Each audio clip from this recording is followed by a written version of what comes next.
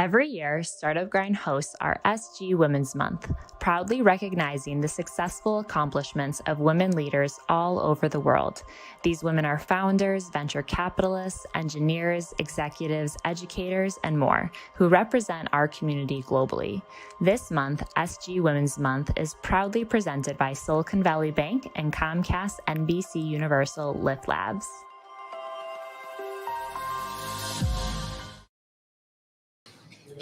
So May, how are you? I'm good, excited. I'm very happy to have you here. And I know May and myself would like to know more about you, so if you can just raise your hand if you came from the farthest location, i.e. Italy. We have some Italians here. Woo! Amazing. We're in Italy. I have no idea where it is. It's a beautiful place. תודה. כן, שומעים מעולה. תודה רבה. Fantastic. So, and which one of you, please raise your hand if you are an entrepreneur and you have your own company. Awesome. So all the rest want to be entrepreneurs? Yeah. Amazing. So I'll just give a few words about you and then over to you, as they say. So you may have known that since you're here, but May Piamenta, she's the co-founder and CEO of V, founded together with her two partners, Gil and Avi. V connects people in organizations with causes, and in just 2 years, she has raised over $13 million. The company is working now in over 30 locations around the world with over 700 NGOs that are connected to different organizations, which is amazing. Sorry. Since she started her career when she was young, since her teenage years, and she will share with us more. But I do want to share 5 interesting facts about you, which I saw online. Do you know that she is the first robotics competition alumnus with semi-world champions? Right? Correct. Yeah. Yeah, that was crazy. Amazing.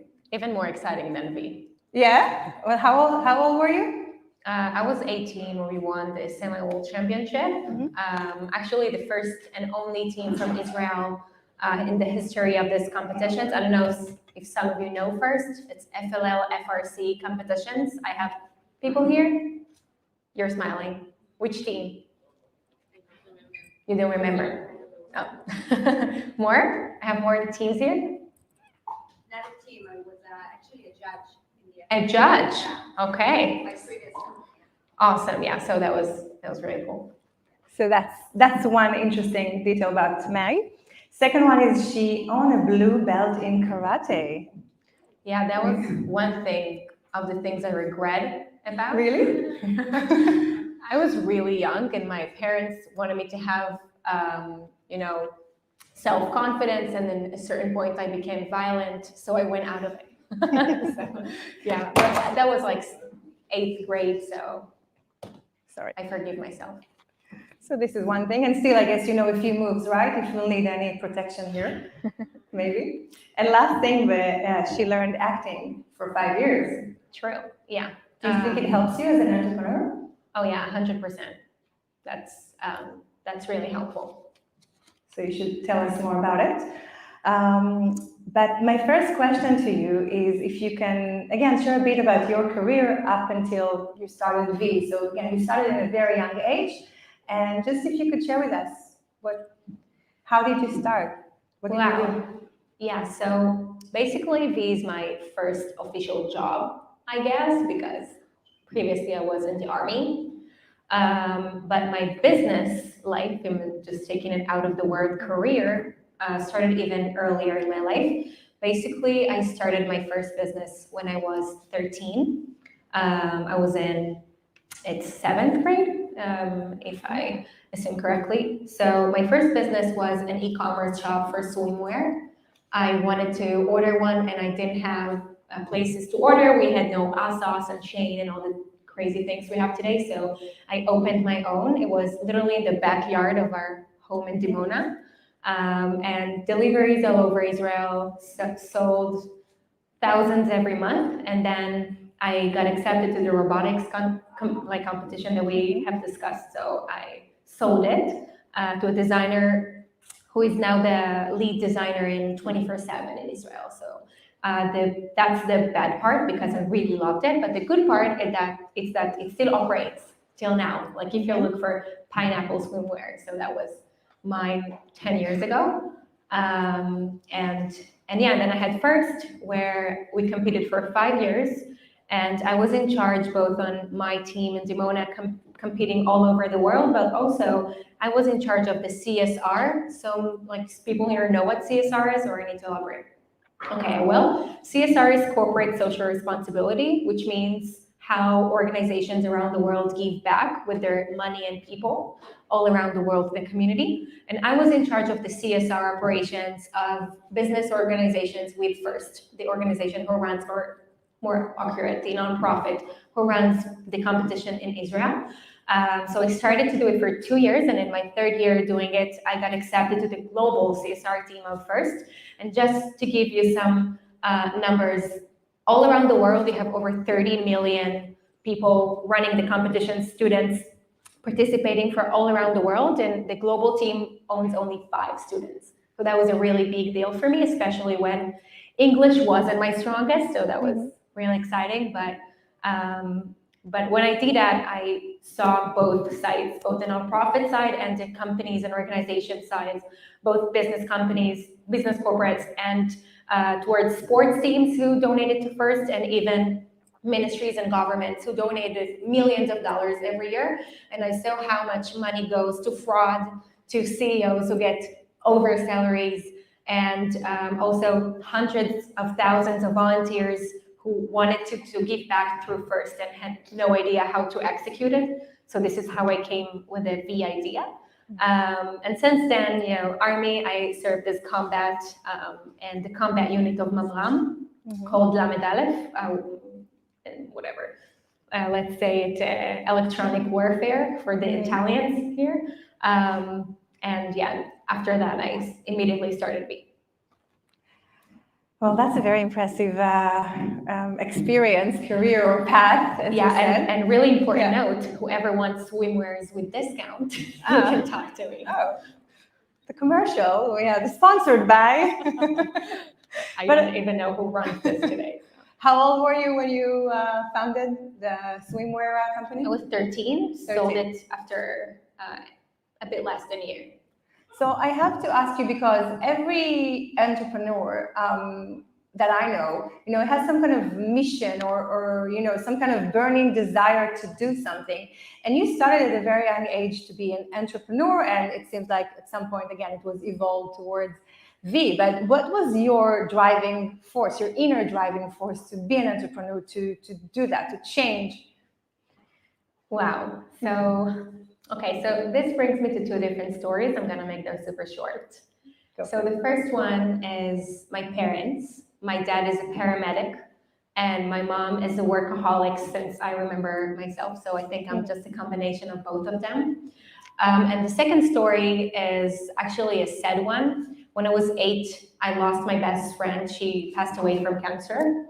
And I carried on myself how I loved her and how she had a very big part of myself as a child. So when I was 13, right before I started Pineapple, I shaved my hair and donated my roots to cancer research.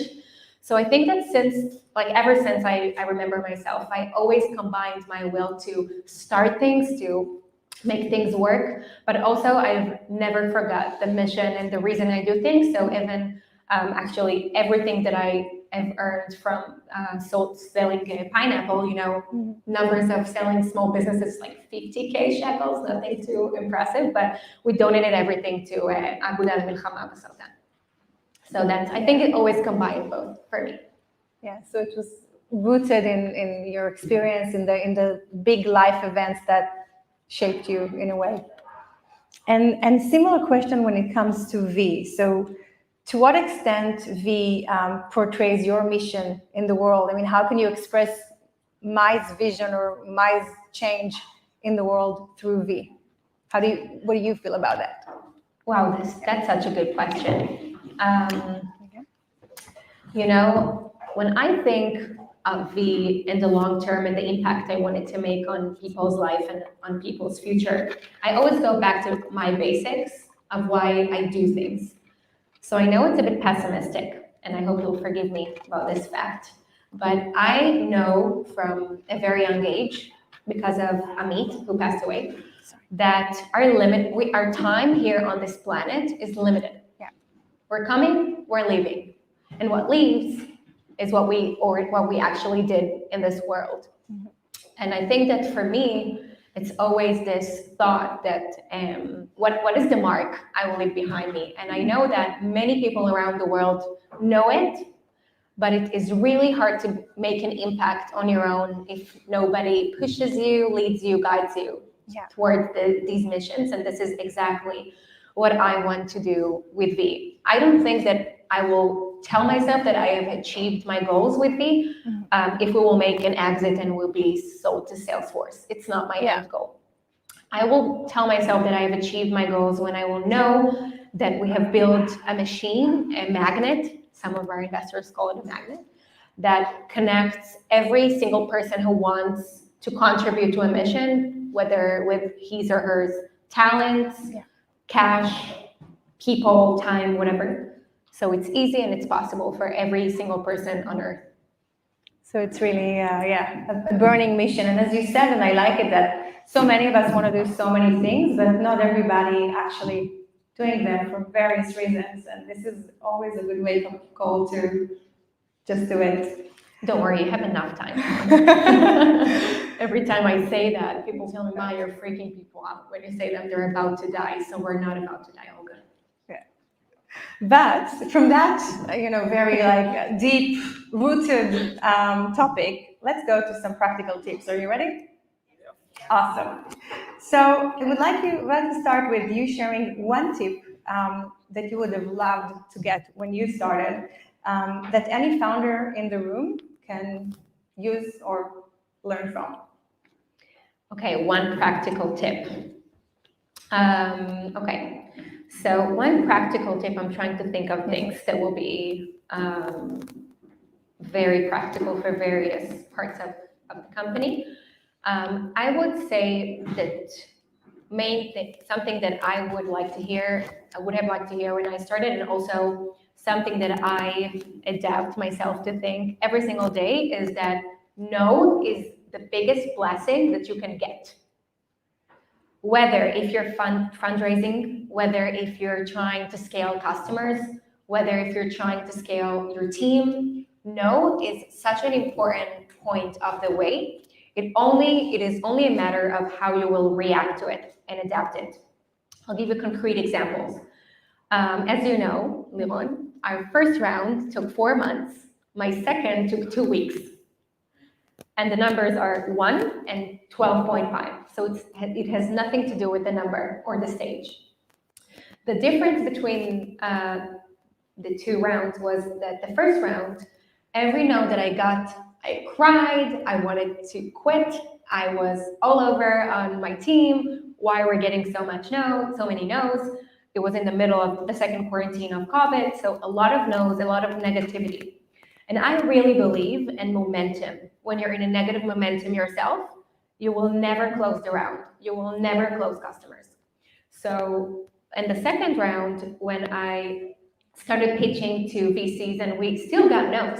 No's are only a part of the way. It's like dating. So when I got no's, I replied to each email, "Can I hop for 10 minutes phone call for you to tell me why you said no?" And when the first 10 VCs gave me the reasons, the next week's meetings, I got yes all over, because I knew what's fucked up from sending, literally writing numbers and in the slides, like slide numbers, that some VCs said, "This is not serious if you don't have number slides." But I got the reason for the no. So that's exactly how to embrace the no. And also with customers, we have customers now that are unhappy. I'm hopping on calls with them, meeting them in person, sending them cupcakes just for them to tell me why they don't want to continue with V. And these are the things that you have to embrace, that it's a part of the way, and you only need to react in a positive approach, so you will get the yes. So this is something that I tell all the time to myself, and every time that also some of my team members are coming to me, I say, okay, let's ask the why. The why is way more important than the no. And it's also relates much to the failure culture. I would say that our Startup Nation culture basically encourages us to keep going. Don't take a failure as something that puts us down, but learn from it. Similar to what you said, which is definitely I think it's a life tip, same as tip for any startup. Now, I'm going to go through what I call kind of stations for startups life, and I'll start with the station of partners, how to find partners / employees. And in one of your interviews, you said that you came to Tel Aviv, you actually knew no one, like you had no network.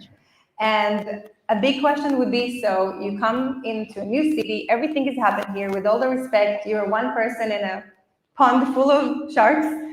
How did you start network? And more so, how did you find the people that you were looking for? Whether was it advisors, partners, employees? How do you start? Wow, that's such a strong question, especially when now I experience the same challenge in the US. Like in here, everyone knows me. Everyone knows the company, everyone knows me, and nobody knows me in New York. That's exactly what I'm experiencing now. So I can share from live experience. But yeah, as I said, stations, I really encourage thinking this way, because station after station after station, like on a train, makes things way more clear. So I'll take it to their heads now of finding the partners, because I think that's a very important question. I assume many of you now are looking for startup partners. So I can tell you honestly that there's no magic. I met many people before I found Avi. Gil is my uncle, so he was my first phone call. Back then he was the VP R&D and engineering of Dell EMC in Israel, and he was the only person in Dimona I knew that has a computer. So I said, okay, startup equals Gili, I'm calling him. And he'll say, okay, I'm in, but we need to find another partner and you need to raise money, so I will leave my job. And this is the first station. For ourselves, like some companies go bootstrap, and for us it was really clear we want to fundraise. So I think the key tips for finding partners, if I want to be practical. So first of all, make sure that everyone knows what you're working on. Don't hide nothing. I hate the question of, do we need to keep our idea to ourselves? From my perspective, the answer is clearly no, because the value you will gain from sharing your ideas and companies and strategies way stronger than keeping it to yourself. And so share everywhere, or like in startup groups on Facebook, go to events. Some of you are actually doing it now, so you don't need me. So share all the time. And for me, when it came to team members and our third partner, I met probably 20 people each week on coffee shops. On Friday, because I was still in the army. So when I had to go home, I did whole day on Friday meeting people, looking for a third partner. You worked at it. You networked, worked at meeting people. 100%. Yeah. That's a very important part of your business. So put a heavy hat on it. Like, this is a very important stage. So look for the best people you can find, but this is not a lifetime marriage. What I mean is that until you have no, founders agreement set in, and you don't have the company established, nothing is written in stone. So you can meet various people. I can tell you that for me, we started 4 founders and ended with 3, because for me it was okay, we're working together. I had my challenge or my test of every day we speak at 8 p.m. no matter what, even if we don't have things to talk about. And this is how we tested their commitment. The 4th one wasn't as committed, so he's out. But this is how I could have seen their commitment and to project how they will behave as members before we wrote and established the company. So that's actually good too. It's important, but it's not a lifetime marriage until nothing is signed. And at that moment, you didn't have money to offer them. It was options in an idea of the company. So, because from what I know and heard around as well, you are known for your ability to harness people, to get people to want to come on your train. And some of it may be something we can learn, but some of it possibly embedded in you. But still, I would like to know from you how to harness people, if it's, again, your partners, your first employees, clients, investors. Wow, that's a good point, because that's true. I don't think I have the ability to harness people, but that's a good point about V, because our company was our, let's say, idea-based company, because we weren't still written. But before we raised our first cash, we already was 12 people in the company for almost 4 months. So people worked with us. We worked together with no salary, only, let's say, options in mind, and a lot of ideas that we shared, but it was no salary, only their belief in me and in V. And the point, they believed in me that we will be able to fundraise, and then they will move full time. So how I did it? First of all, and I think this is a key for everything, full communication leads to commitment. When they knew that I am on it every day and what's going on every week, they stayed. If I would tell them we're going to fundraise sometime, they would never stay. So full transparency. Every week they knew what we're working on, and I kept them engaged all the time, even if they weren't founders, because at this stage, they're actually kind of founders for you. Number two is, when I wanted to hire people with no salary, I always brought to the call the ones who have already joined.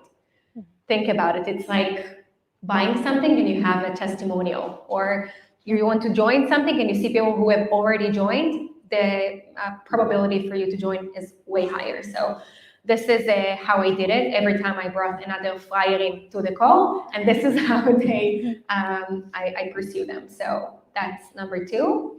And yeah, I can tell you that this is no honeymoon. I mean, people left towards like this 4 months. People left. We have replaced people. It wasn't a walk in the park, but it's possible. Especially now when people are keen to join big adventures.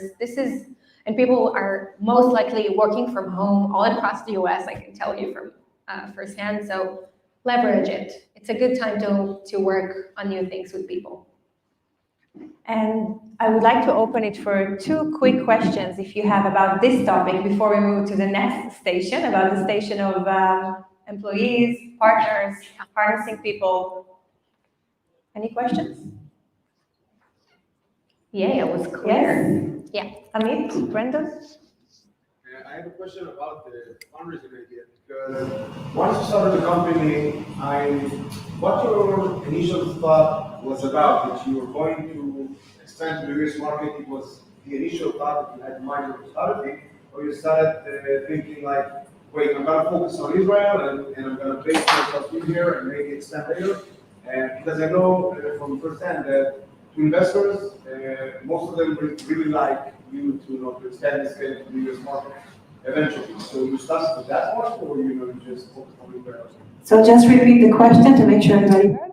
So Amit says, did you start with, when you went to investors, did you tell them, are we starting in Israel, or straight away we're going to start with the US market?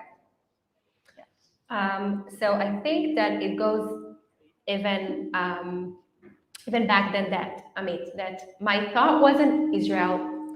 Yeah, I don't know what's going on with me.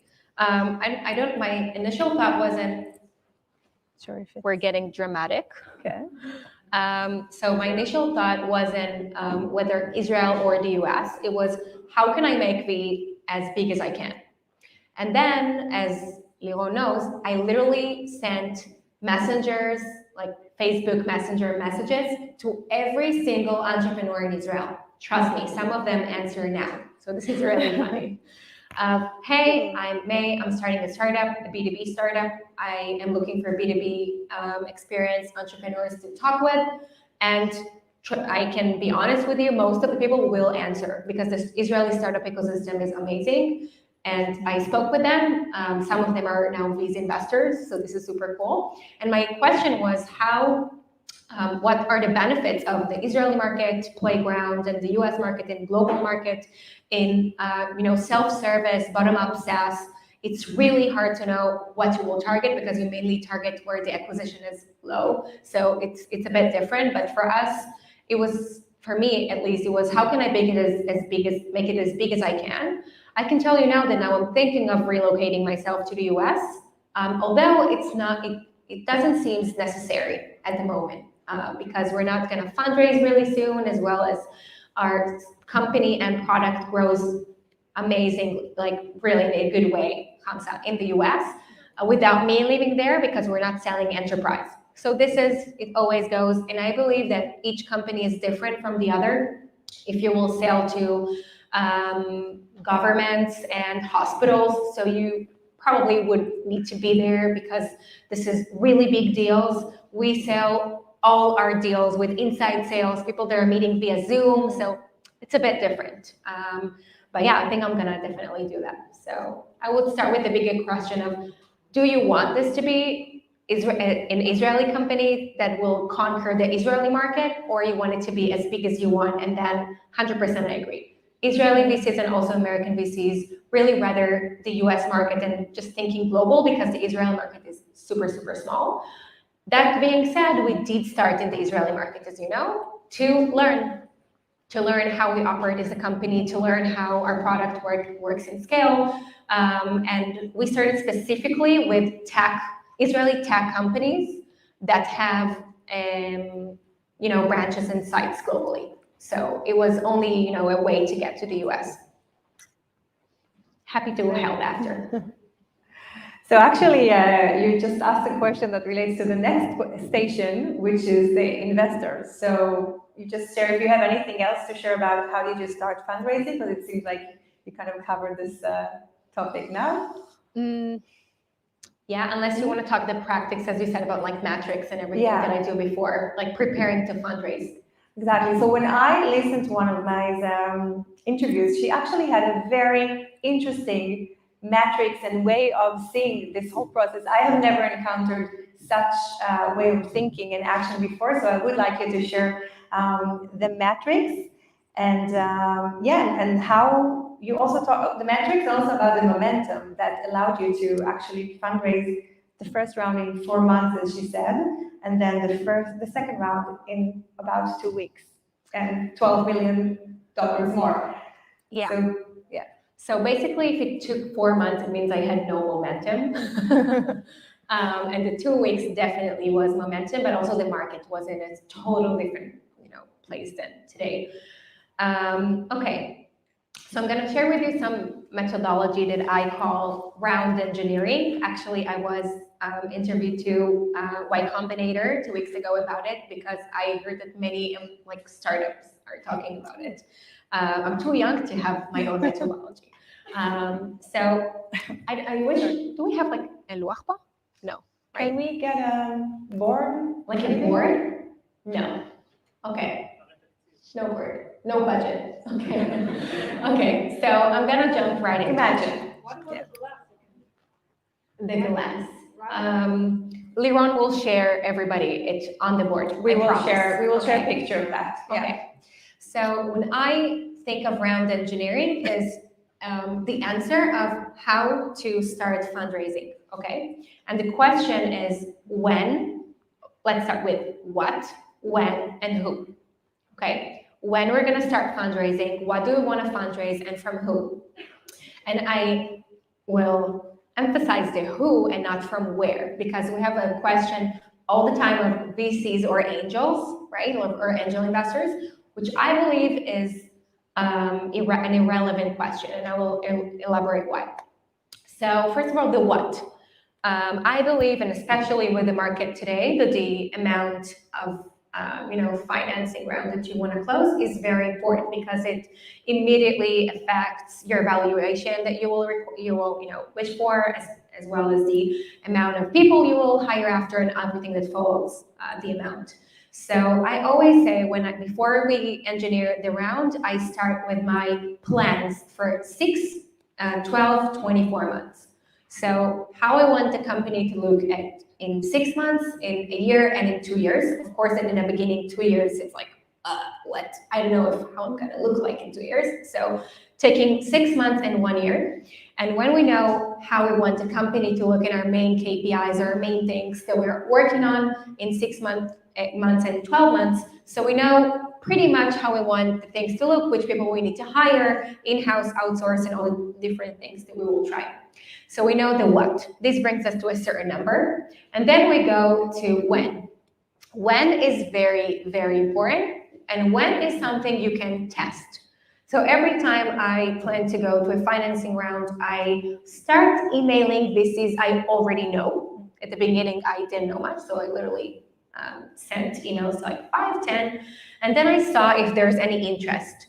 Because I don't know if you're aware, but every certain time there's a hot market. People talk about something was insurance, and then it was cyber, and now it's travel tech. So every time it changes. And it's good for you to just test and see if there's a good momentum for your market. In my second round, I can tell you that myself and 2 of my competitors closed rounds in the same week. So we had a really good momentum for the ESG CSR market. And I believe this is probably one of the reasons VCs wanted to invest. And the when is also a good point for you. Are you in a good spot yourself to start fundraising? Because this is a very hectic period of time, and it's a good place to ask, am I ready? Now, when you're starting, it's okay, I'm just gonna start and see how it goes. But when you have 50 employees, so I'm asking myself now, is the company in a good place that I will leave it for 3 months and we'll be back? Because this is how we imagine fundraising. So this is a very important part, both externally and internally. And the third part is from who, and this is the key metrics that Lirone mentioned. So we always speak about whether angel investors or VCs, and I always distinguish it for different like metrics or things that. Yeah, probably.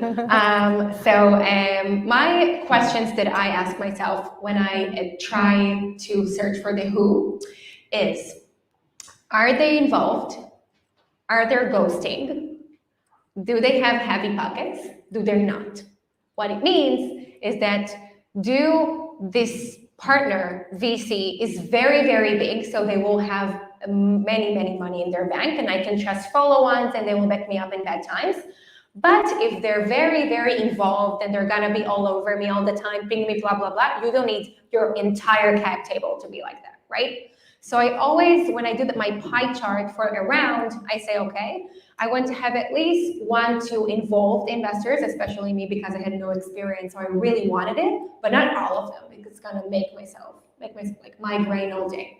But I also want to have angel investors who are known in the market, good names in the cap table. I don't know if you're aware who our investors are, Einab Gaz, Amir Shvat, Adam Singolda, etc.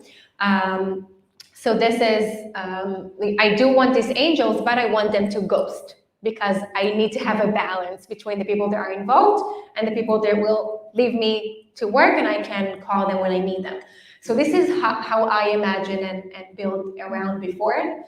And my most important tip for rounds, especially for people who haven't fundraised yet, is just ask yourself, what will be the moment that you will have as many or the most confidence to go and fundraise? I can tell you now that what I'm telling myself is I will have the most confidence to go and fundraise when we will conquer New York officially. When I can say it's not just Israel, look what we did in New York, I will have the confidence of saying, now I'm gonna conquer 5 more cities and this is why I need $25 million. You know what I mean? Like, what is this moment when I will have this confidence? And this basically shows you the near-term KPIs that you want to achieve in order to have confidence in order to start fundraising. And I really want to emphasize what you said again about the cap table and about the investors, because really each of them brings different things to the table. And sometimes I assume when you're starting out, you're like, okay, if you want to invest in me, let's do it. But as you said, there's so many things to think about and understand the dynamics and the chemistry. So I can't stress enough how what you just shared is important. And I'm sure many of you have been at least once in investor meetings. Come on, guys, don't lie.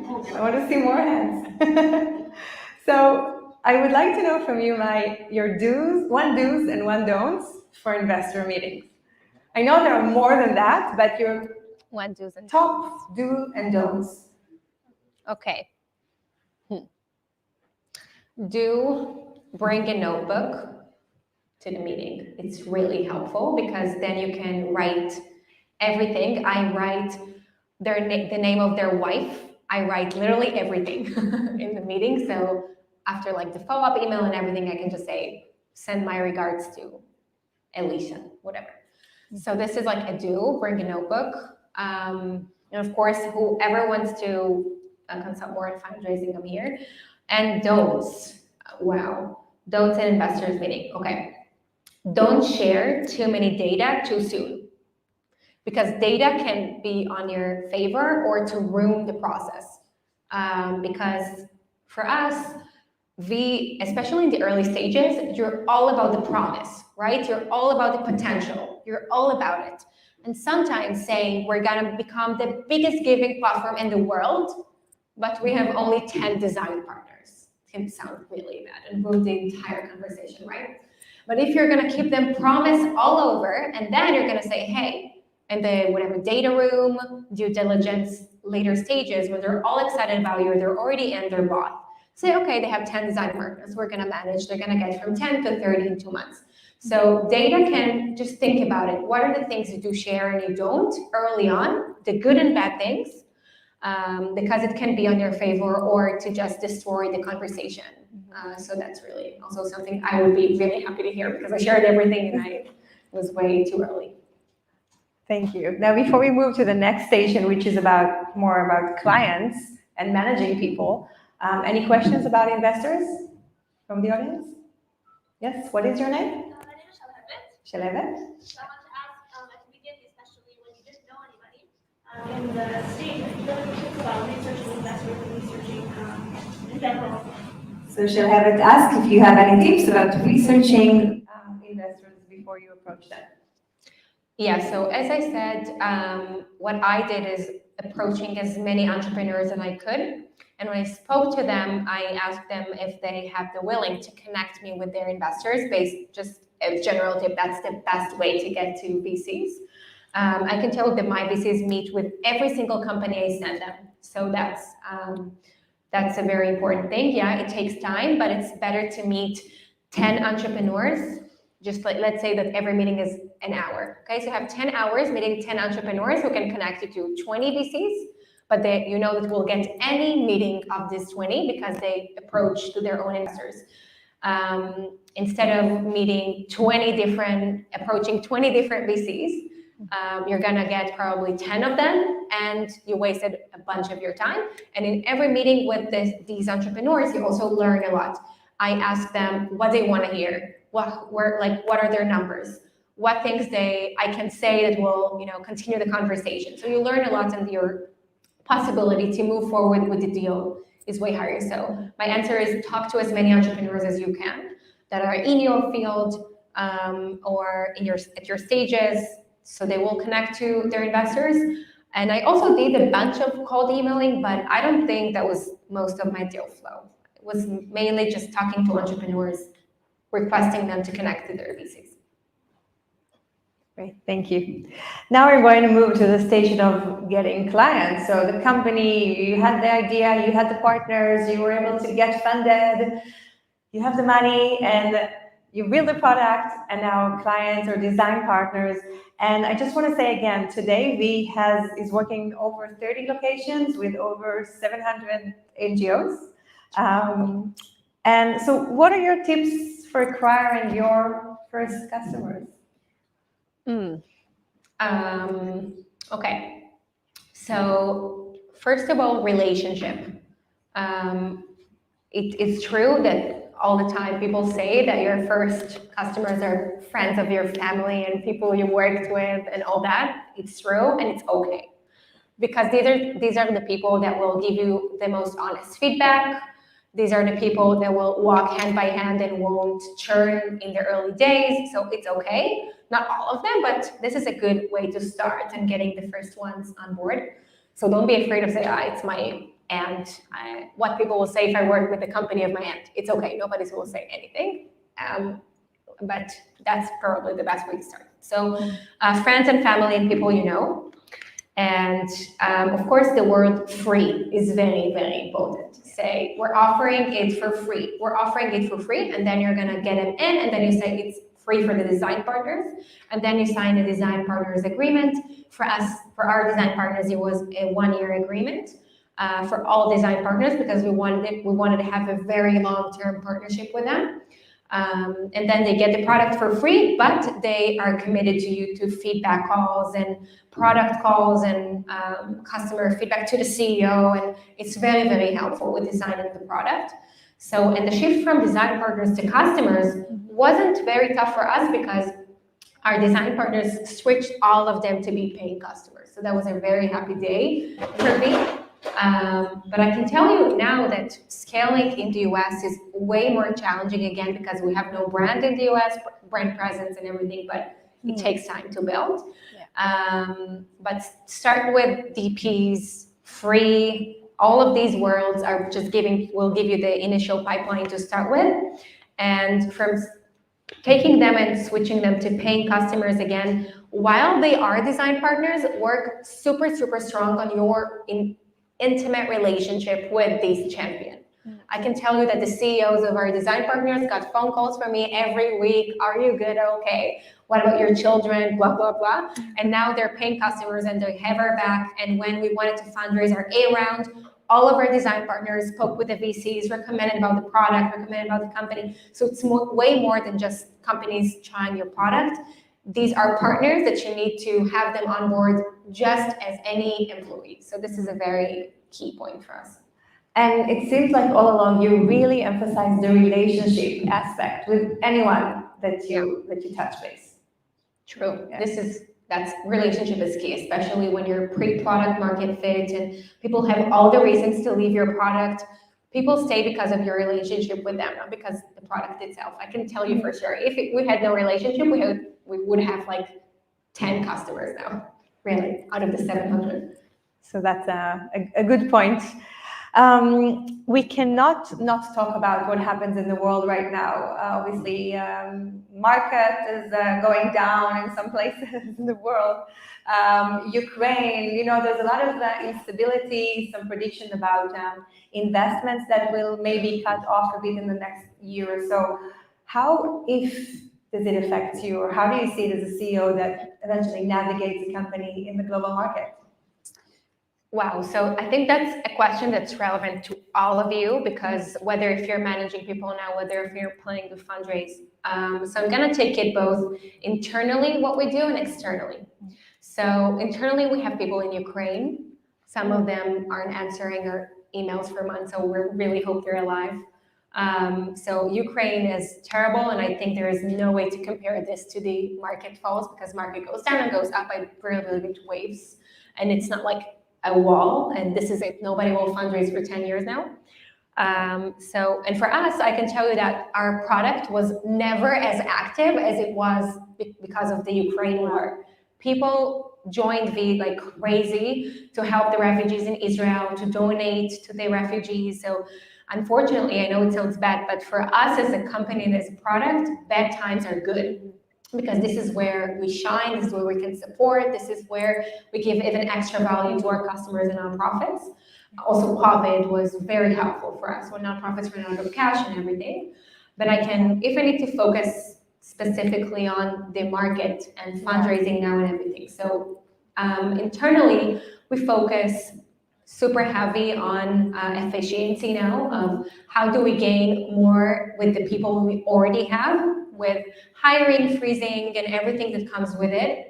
It sucks. There's no way to say it. It's 100% a different times than what we had 6 months ago. And I'm not going to make it pretty, but it's possible not just to go out of it with a head on top of the water, but you can definitely win these times if you will be agile.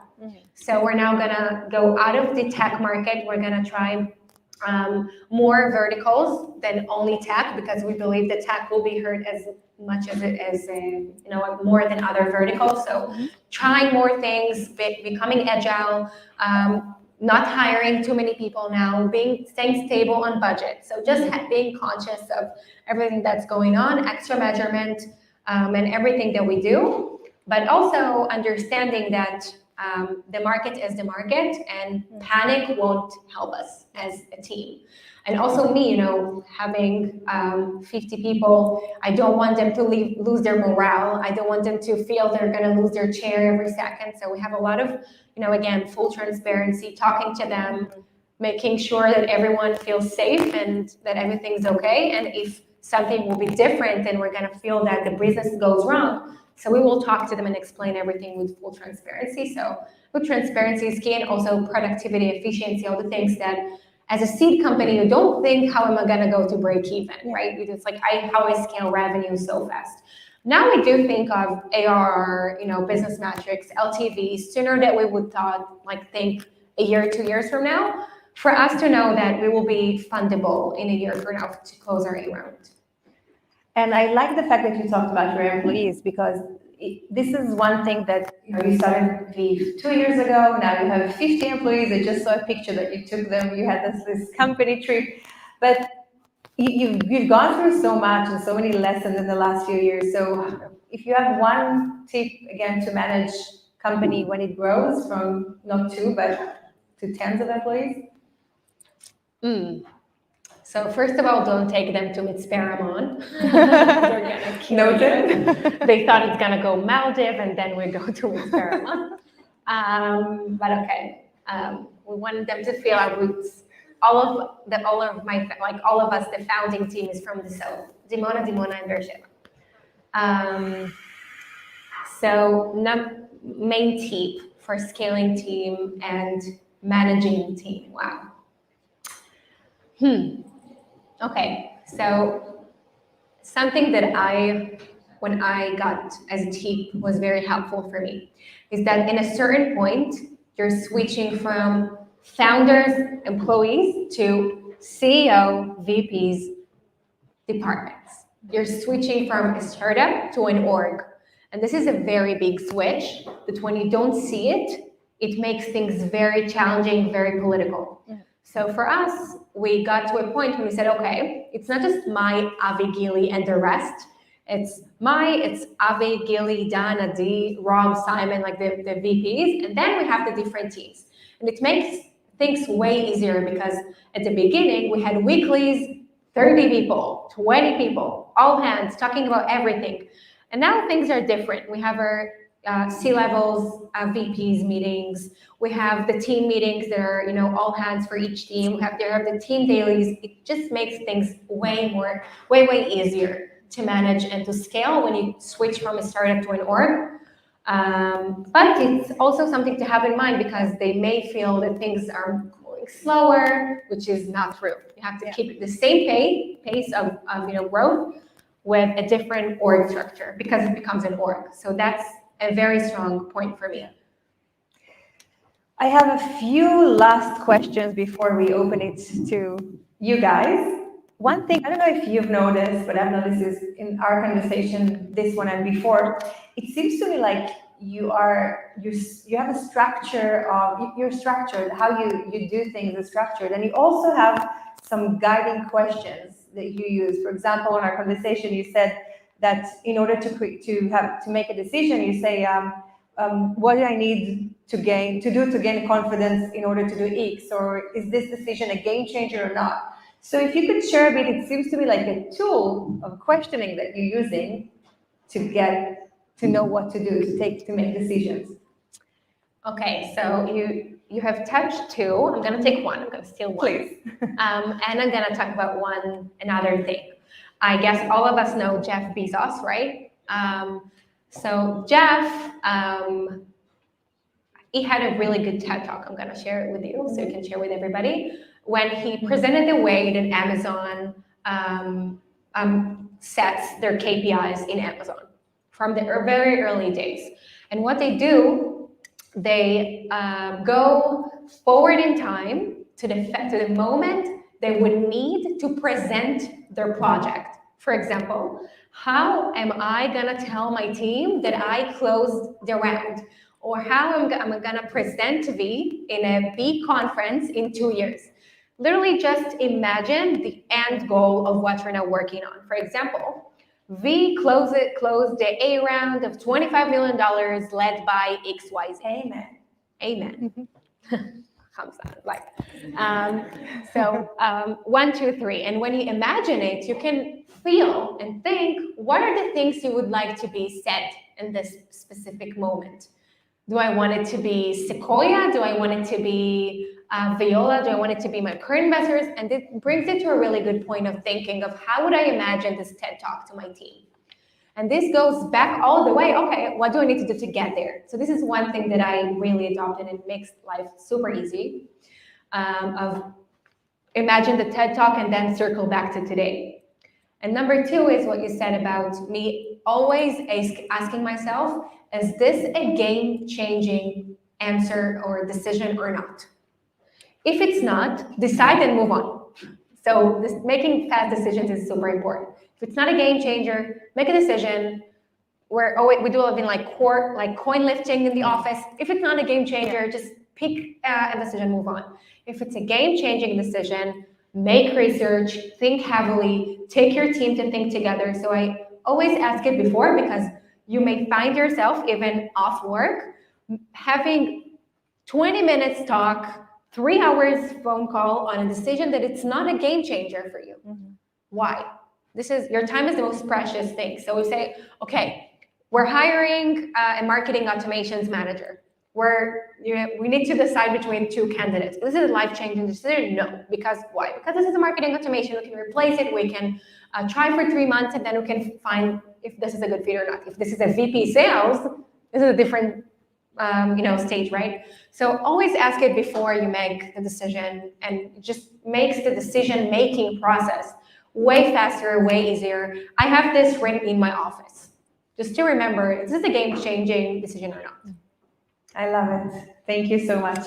Now, there are so many questions and so many things we wanted to ask you, but again, taking into account time and you guys, your questions, I have the speed questions. If you could answer them in 3 words or so, that would be amazing. Okay. The first question would be, how many investors did you meet until you received your first investment? Wow. 3 words. Sorry.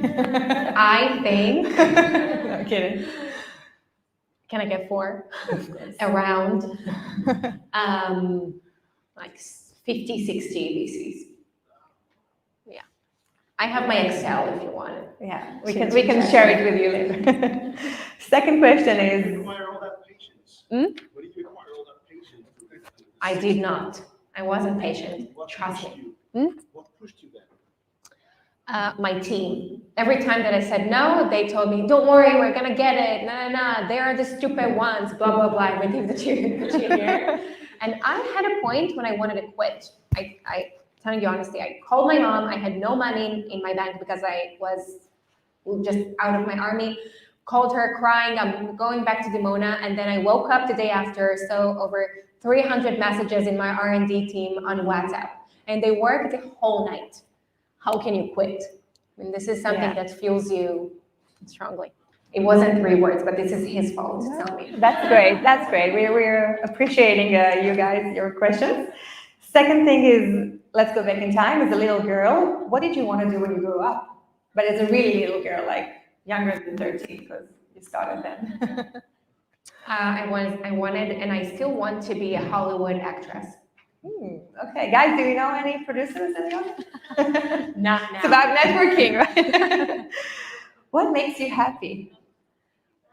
Not what makes me happy. Lucy, she's not here. Where is Lucy? Show us No, Lucy. she's back. Is she here? So Lucy makes me happy, and yeah, I think Lucy. Her new dog, just to make sure everyone, yeah. Yeah, she's peeing all the time, but she's okay.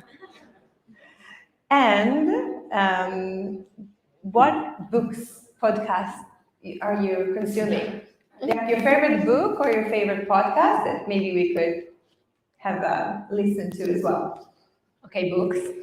I have never heard a full podcast episode. This is not my thing. I have ADHD. I can't. Book. Okay. It's so tough. Okay, so there's a book called Nudge. It's yellow. It's really good. Should read, definitely. And there's a really good book called Empowered. It's also very good and very authentic, very funny, of how to manage people and to make them empowered and not just managed. Really good. Thank you. Now, I'm really happy that you finished with the word empowered, because you have really empowered us, and we want to, actually, we have a surprise for you to empower you as well. My mom is here? No, unfortunately not. Sorry, Mom. But someone else that you may like to see. Shaka? You can...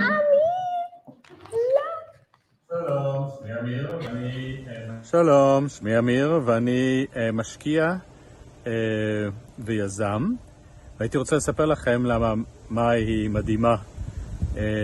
קודם כל, היא עוסקת במשהו שמאוד חשוב. הרבה מאוד יזמים עוסקים במשהו שיכול להיות מאוד רווחי, אבל מאי עוסקת במשהו שהוא גם רווחי וגם חשוב. 2, זה שהיא מובילה אנשים. היא inspirational. היא נותנת לאנשים להבין למה הם חשובים במה שהיא עושה. 3, היא מאוד מאוד מפוקסת. אפשר ללמוד ממנה המון על היכולת ללמוד והיכולת להתפקס במשהו.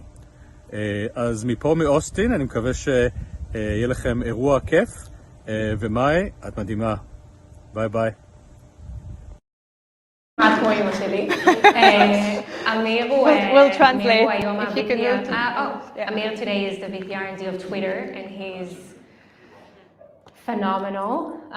Actually, I spoke with Amir in order to get recommendation of State of Mind Ventures.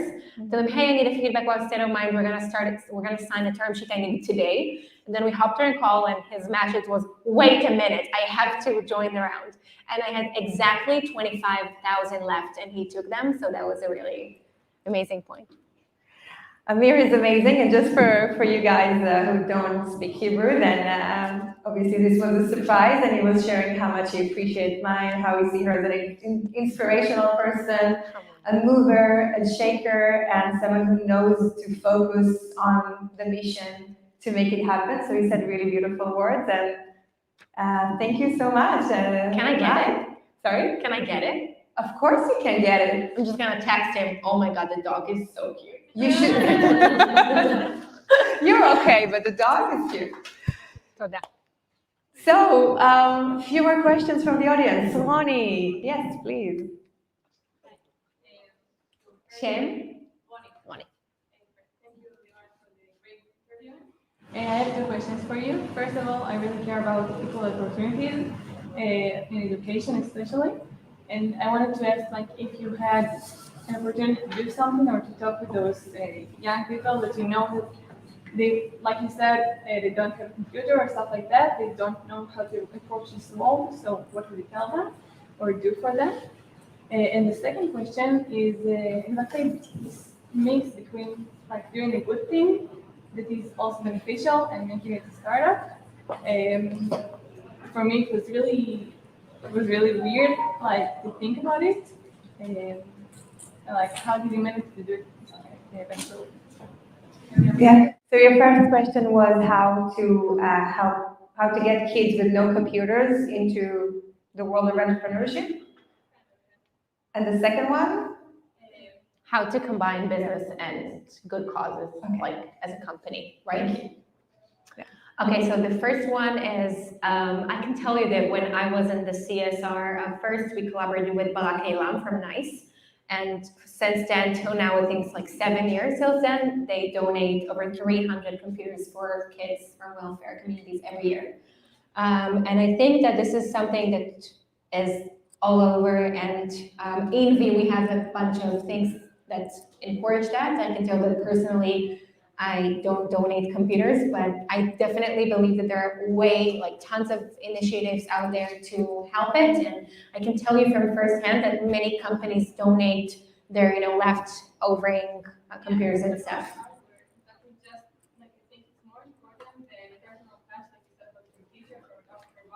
Oh, yeah. So, yeah. So I don't know if Dory is here, our operations manager who sets every single of my speeches, lectures and stuff. So I can tell you that every month, even if I have 12 lectures in the same month, there's one thing I never spare, which is periphery lectures for kids and especially, youth, high school students, because I think that specifically even for girls, it really makes a difference. I wish that I had a role model from Dimona that I can look up and say, I want to be her. I didn't have this her. And I think that's a very big part of the push.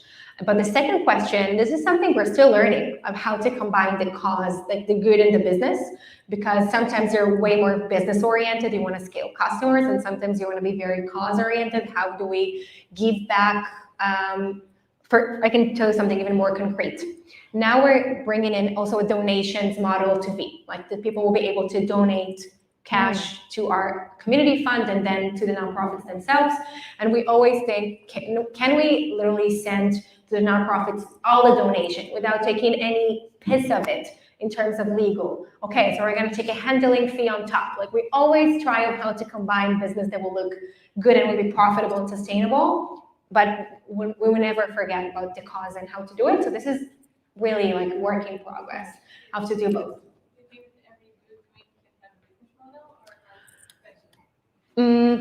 I don't know if every good product or nonprofit can become a business. I think it really depends on the pain points. You can see that in our giving, doing good economy, whatever, you have a bunch of unicorns that are doing donations, fundraising in the US, etc.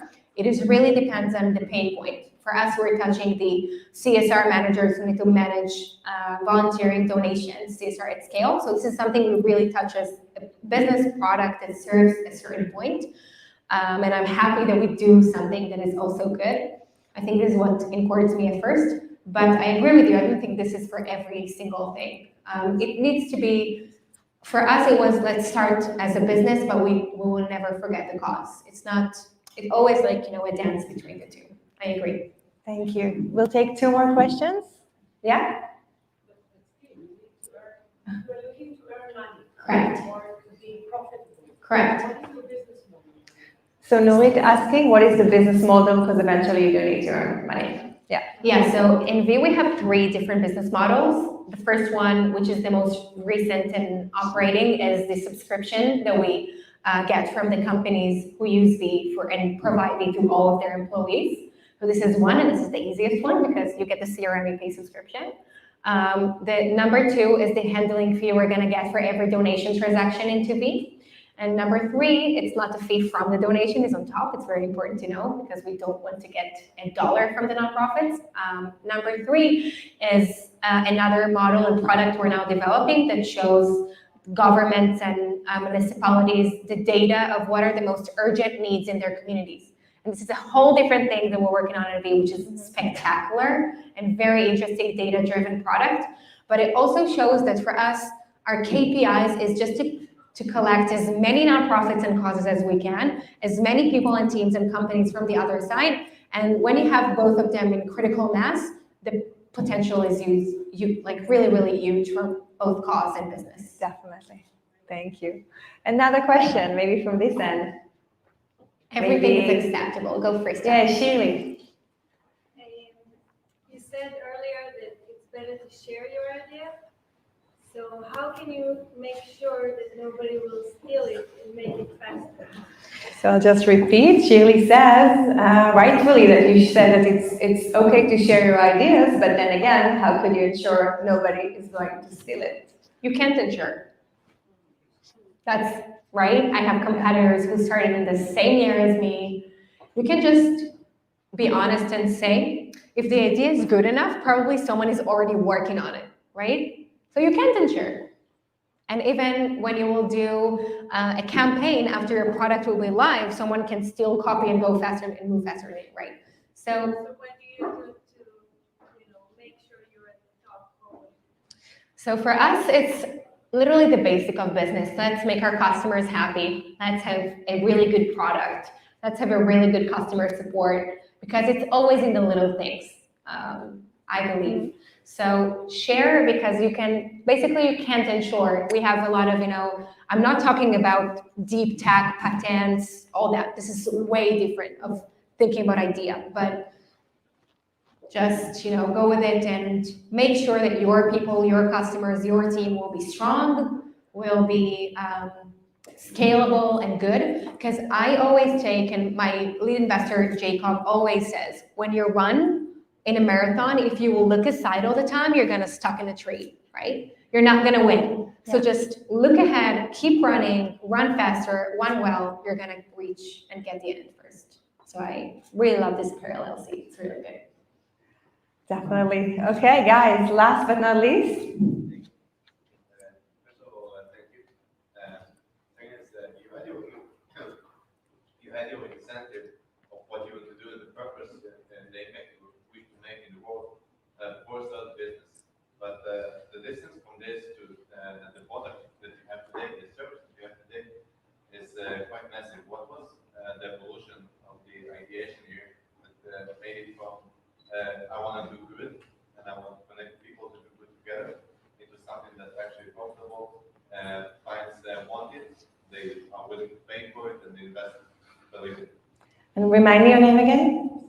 Sal. So Sal said there was a vision, there was a big idea, but then what's the gap or the difference between the idea, the vision, to actually making sure someone will pay for it? I think the answer is just really good design partners. Because when we started, we have made a very quick and dirty market research. I spoke with a couple of companies, couple of nonprofits, understanding where are the biggest pain points. And then this is what was the super dirty MVP, literally screenshots on decks. We didn't have even a product, live product, when we fundraised our first round. So we took all of these presentations, went to the market, got feedback, fixed. Again, had something better, went to the market, and I can tell you that most times it was, you're off the way, it's not good, it's ugly, blah, blah.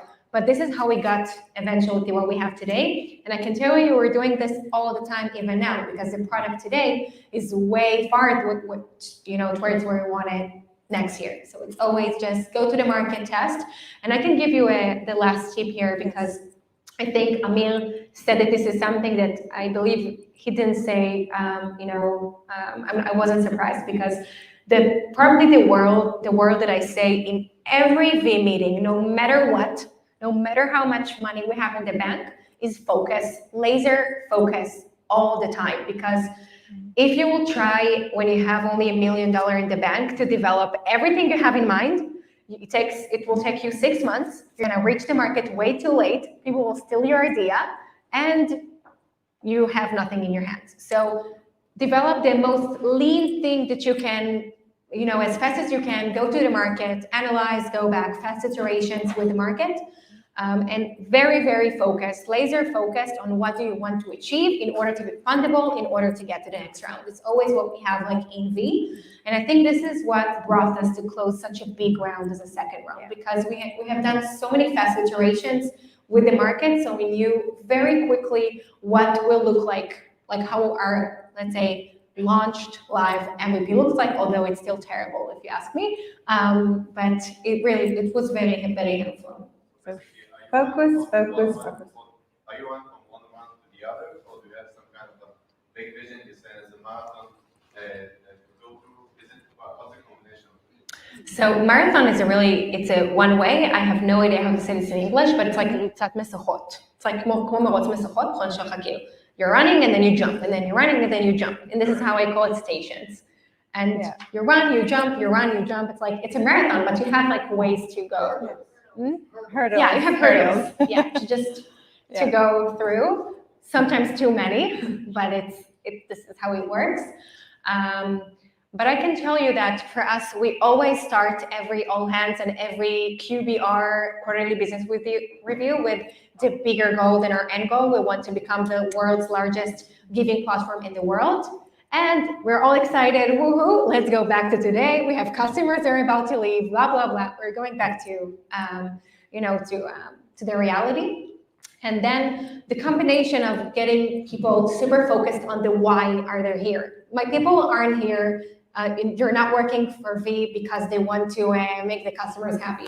They're working for V because they want to build the world's largest giving platform of the world, right? And when you give people the narrative, the bigger goal all the time, this is what will make them retain and to be as excited as you are. So as I said, it's probably both. You always think about the end goal and everything needs to serve the end goal, but you have the day-to-day things that you need to fix and, Thank you so much. Yeah, last one. Do you believe you have been, you would conquer the point where you're currently at? Had you all going this whole length alone, all along? And your name? Jan? Idan. Idan. So Idan said, if... Do you believe you would have conquered the point where you're currently at had you run this whole marathon all alone? Starting scratch alone. I mean, you said you're now focused with business partners. Do you believe you can reach the same success you have managed alone? So do you believe if you could reach your success by running alone? No way, no. This is such a sports team game. This is not a karate. No karate. How do you happen to pick your business partners? So I think that's a very important question that connects everything, because your team, as I see it, is not just your employees. It's your employees, your first customers, and your investors. This is your winning team in the first 2 or 3 years. And I think that, in the end of the game, it's such a gut feeling for me, my Moroccan sense maybe of, and just making sure, do I want to work with this person or not? I can tell that for me, I always ask myself, would I go to a beer date with this person? I always ask very usual things. Do I want to work with this person? Because investors is a very long-term game. But no, I don't think I would have do it alone. I don't think I would want to. I mean, this is so hard. You need to have a backup team that you can tell, okay, if I will be in a bad day, I have my VP product who, she's a badass and she will do her best job. And I really love to look at startup as a good sports team, because at the beginning, you are the player, but in the third year, you are the coach. And this is their difference. Yeah, we need to finish. I'm sorry, there's so many questions and so much things to learn from you, May. So just final words. First of all, I want to thank our team again. Rom Karmi, our photographer, the videographer, the live stream. Thank you so much. Woo! Shani Cohen, our photographer. Thank you so much as well for taking care of us. And of course, all our team, Shachar Motorin, Tal Rom, Nurit, Anil Bar, Yaron Perez, Shiri Dweck, Niva Terlan, Dori, Amir Shvat, Microsoft for Startups. And just to finish off, first of all, I wish you the best of success. First, because I think you deserve it, and most importantly is because if you succeed, the world will succeed. The good that you bring to the world, the good that you help people convey to the world is amazing. And I wish, all the best. The next time you're going to sit here, it's going to be a totally different story. And really, thank you so much for taking your busy time to share with us your amazing journey. Thank you so much.